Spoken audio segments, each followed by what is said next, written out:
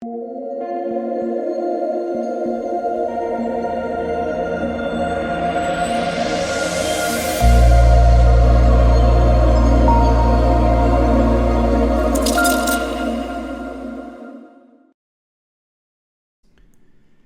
what is going on, guys? It's DK. Back at you with another video here to bring the 4-game NFL main slate on Saturday. If you guys are new to the channel, welcome. My name is DK. I make daily videos and live stream for NBA and NFL slates on Draftkings, also making videos for NBA Top Shot.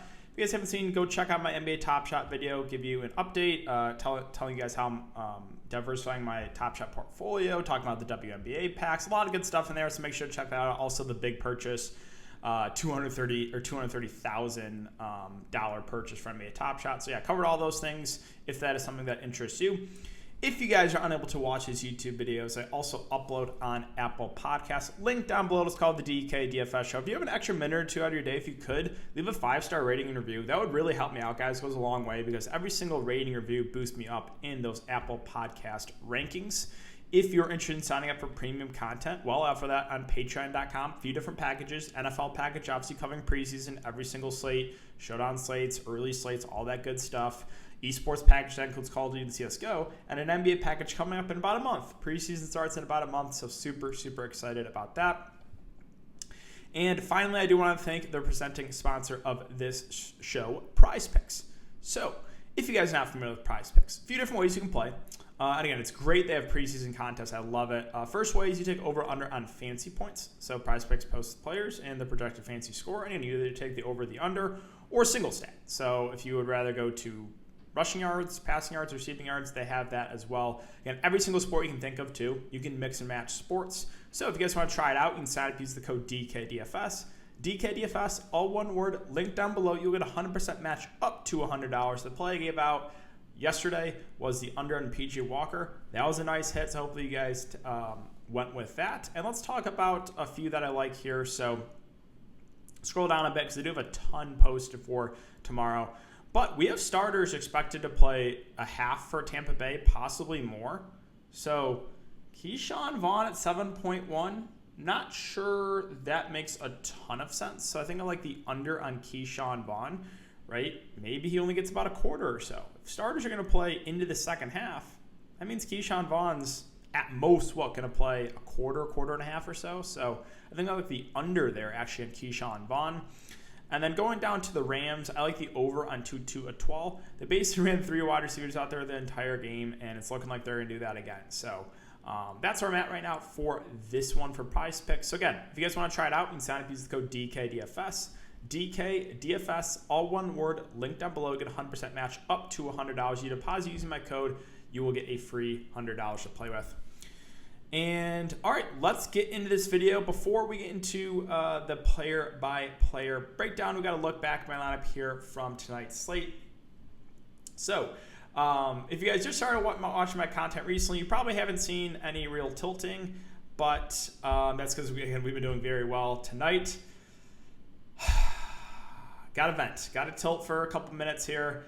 I am, very, very not happy right now. So let's go over my lineup. Mahomes, Benny Snell, LeMay, Hardman, Pringle, Patman, Gray, McKinnon, and the Colts D. So first Mahomes, again, I was shocked he was 10% owned. He was going to play anywhere from a couple drives to a full half. It's Patrick Mahomes. So he had 2 scoring drives in that time, went for 12 fantasy points, was the second best quarterback play on the slate. Where I am very tilted here are the running backs. So low-owned Benny Snell. We get news after I make my video, and basically no one picked up on this. Any other content providers, no one was really talking about Benny Snell. We got news Benny Snell is going to be the bell cow back for this game. He was going to get upwards of 15 carries, and he played as the only running back for almost 3 full quarters of that game.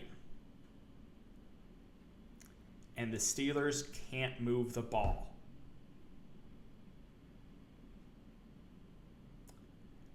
Dwayne Haskins and Benny Snell. Really? Imagine if the Steelers just get in the red zone once or twice. Benny Snell was the only running back playing for 3 quarters. Now, a similar running back, Chuba Hubbard, was like 90% owned. Don't get me wrong. I liked Chuba Hubbard. He was definitely one of my favorite running back plays.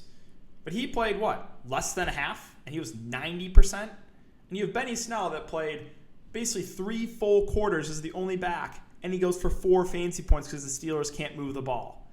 So, in the words of Jesse, downside of me, the Benny Snell faders go unpunished. I am very tilted about that because Snell should not have been low owned. He was the top running back play in the play. A lot of people missed that, and they got bailed out because of it. And then Benny LeMay here for the Colts.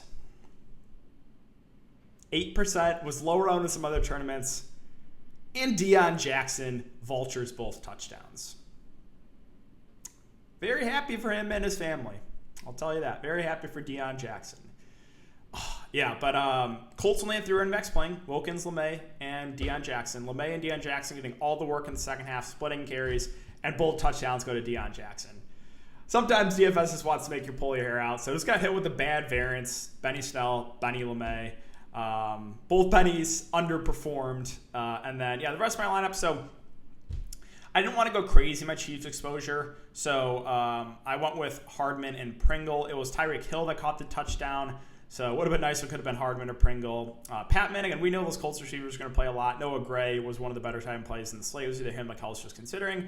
And then McKinnon. So the last spot was either going to Gainwell for the Eagles or one of those Chiefs backs. And I went to McKinnon. He was actually the worst of the 3. So just a forgettable night for me. Tilting night for sure. But DFS can be it's a very tilting game at times. So that's it for the Look Back, guys. Hope you had a better night than myself.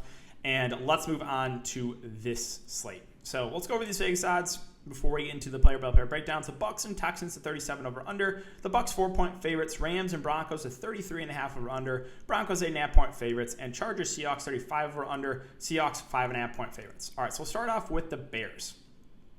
We'll start with the quarterback position. So Andy Dalton not going to play. Justin Fields going to play about a half. Said he's going to start and likely play 2 quarters. So Justin Fields is playable, right? He's got rushing upside, probably plays close to a half, definitely makes him in play. Now, we'll talk about a couple other quarterbacks that probably look a little bit better in this main slate, but Fields, definitely viable.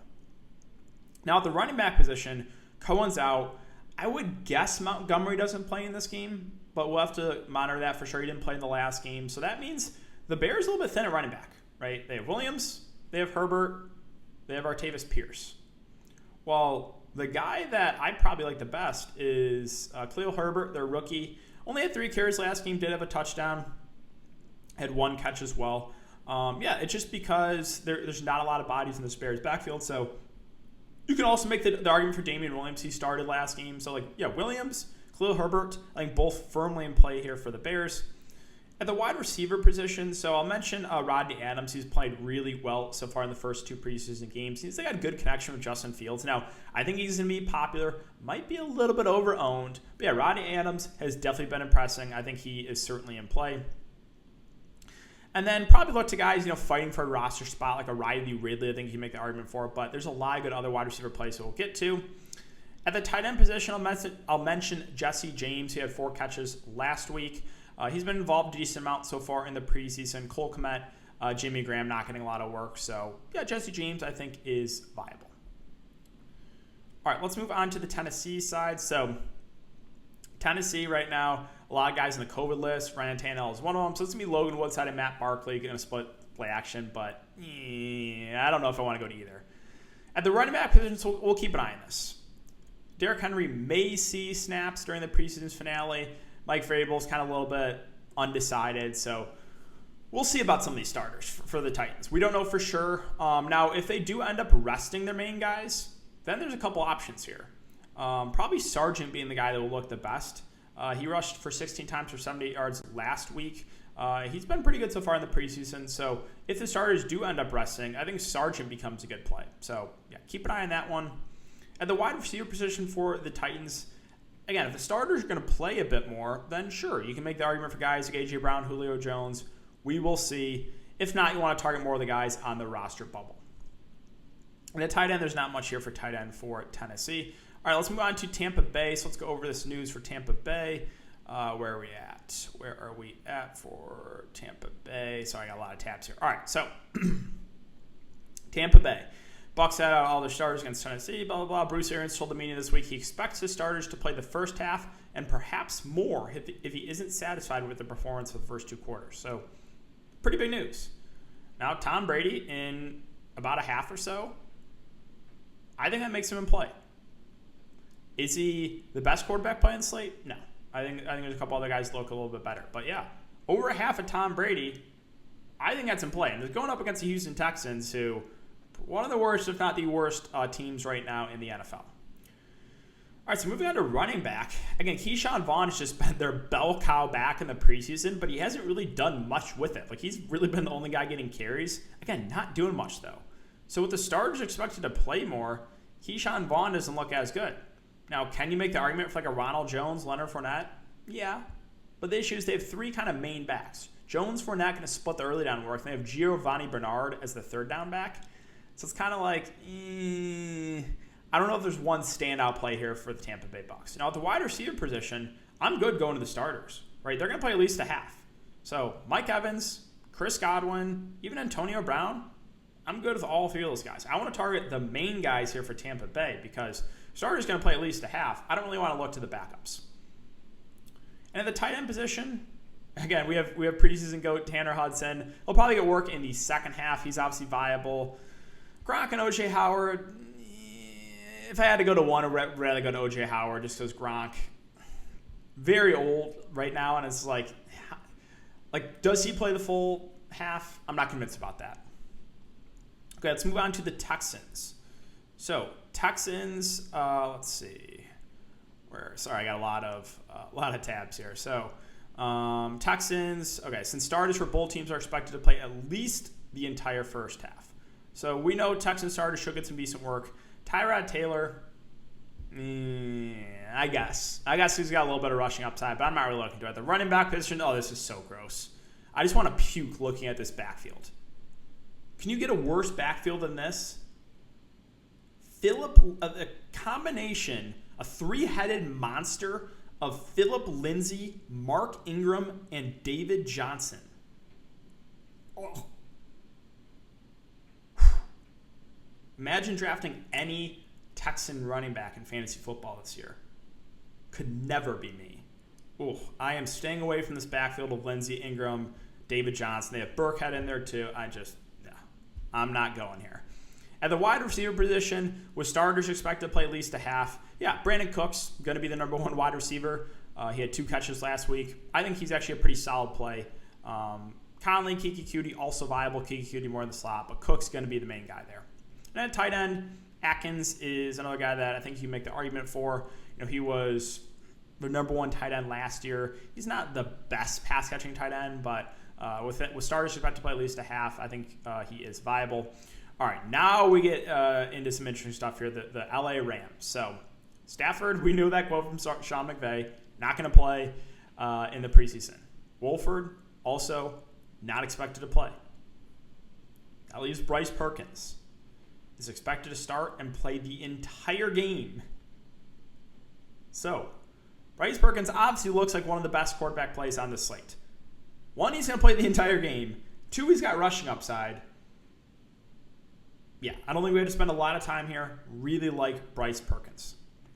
Now, at the running back position, we know Henderson's banged up. Akers out, obviously. Sonny Michel recently signed. We'll see if he gets any work in this game. There's a chance he doesn't play. Then you have the combination of Jones, Funk, and Anderson, who have been kind of let down so far in the preseason. But if there's only 3 backs, then yes, they're viable. But really what we want to look to here is the wide receiver. And this is where we made some big money last week because the Rams wide receivers, for some reason, were super low owned. I don't know why. We had Koski at like 10%. Tutu at 12, like 5%. Like, none of these guys were owned. And we knew, the Rams in general, we know Sean McVay doesn't play his starters. So Woods, Kupp, Van Jefferson, Deshaun Jackson, they're not going to play. Well, Jacob Harris, he's a tight end. Sure, he's viable. He's going to play, but he's a tight end.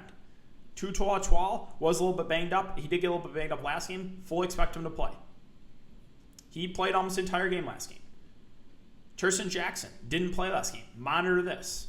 And then we have Koski, who literally played all but one snap last game, and Akers, who played a ton and had, 6-7 targets. So a lot to like here for the Rams. They're probably only going to play 4, maybe 5 receivers at most. So we know the quarterback's going to play the entire game. We know they're thin at running back. We know they're thin at wide receiver. Really like these Rams guys. And moving on to the tight end position. So don't expect Higbee or Munt. I think Bryson Hopkins is fine. Again, it's going to be him and Jacob Harris are going to be out there a decent amount. So, yeah, I think he's certainly in play at the tight end position. All right, moving on to Denver. So right now we know the starters are going to play, but how much they play is a little bit up in the air right now. So Bridgewater going to start. They also have Locke and Ripon. I'm going to stay away from the quarterbacks here for Denver. At running back, again, Melvin Gordon is expected to play. We'll see how much he does. If we get confirmation that starters are going to play about a half, then Melvin Gordon actually become one of the better running back plays in the slate. So this is another one we'll have to monitor. In the previous games with starters being limited, Royce Freeman's actually been pretty solid. So he's someone I think you'd look to kind of in the second half. At wide receiver, there's one guy that stands out to me. That's Jerry Jeudy. I think he's going to have a big year this year. Like him with Teddy Bridgewater playing quarterback. And we'll see. Again, monitor the news here for the Broncos. Hopefully we get some sort of confirmation. But if we get news that they're going to play close to half, I like me some Jerry Jeudy. So, again, situation to monitor. All right, let's finish up here with the Chargers and the Seahawks. So what we know about the Chargers, starters are not going to play. We already know the main guys are going to be out. So it's going to be Chase Daniel, Easton Stick. I think there's better options at quarterback, right? Am I going to play one of these guys over a Tom Brady who's going to play over a half, or Justin Fields with rushing upside is going to play half, or a Bryce Perkins is going to play the entire game? Not going to do that. At running back, Eckler not going to play. Justin Jackson banged up. Gabe Neighbors banged up. They're thin. They only have 3 backs possibly. Josh Kelly, Bradwell, Roundtree. Now what we know with the Chargers is they like going to their running back out of the backfield. So I think all 3 firmly in play. Josh Kelly probably starts, but again, you're going to get some Bradwell, you're going to get some Roundtree as well. All 3 running backs I think are safer options on this slate. At the wide receiver position, another one where they could be pretty thin, kind of like the Rams. So I think a lot of people are going to go to the Rams, but don't rule out these Chargers wide receivers either. So Keenan Allen, Mike Williams, they're not going to play. Guyton banged up. Reed banged up. KJ Hale banged up. Jason Moore banged up. That leaves Palmer, Ty Johnson, Hurst, and newly signed Bandy. They might only have 4 receivers here. So this is another situation where Chargers receivers look pretty good. Even though they're not going to be playing with a main quarterback, Josh Palmer, Tyrone Johnson, who played a lot of that game last game, and then Hurst. And if you want to go to newly signed Bandy, that's fine. We'll monitor the situation with some of these other banged up wide receivers, but they could be pretty thin. At the tight end position, don't expect Cook. Parham was banged up last game; he didn't play. Steven Anderson probably starts, but he's just not the best pass catching tight end. So I don't know if I'm gonna go to any Chargers tight end. Now let's finish up with the Seahawks. So, focus on the Seahawks preseason game is going to be one of the backups. Even though starters are going to play, we don't know how much they're going to play exactly in this game. So, keep an eye on this. Right now I'm probably going to stay away from the Seahawks starters unless we get confirmation they're going to play a lot. At the running back position, they have a lot of guys in this team. I'm probably going to pass right now. If we get news that the starters are going to play close to half, then Carson becomes playable, but not much I love there. At the wide receiver position, also they have a lot of guys in this roster. Monitor the news, but DK Metcalf possibly if we get news that starters are going to play a little bit more. And tight end position is not much here for the Seahawks. So there's a few teams that we definitely know what's going on in this 4-game slate. A few teams that's a little bit up in the air. So it's very important, obviously, to keep an eye on news. Twitter is your best friend. If you're ever curious about a player, just Twitter search their name, right? You will get news. Just go to latest, Twitter search their name. Best way to research for the preseason. That's going to do it for the video today, guys. If you have been enjoying the content so far, I would really appreciate it if you leave a like button on the video, subscribe if you haven't already, and hit the notification bell so you know when I upload videos and you know when I go live. I'll be doing a general Q&A live stream tomorrow, so make sure to check that one out, guys. Thanks again. Have a great night, and I'll see you all tomorrow in the live stream.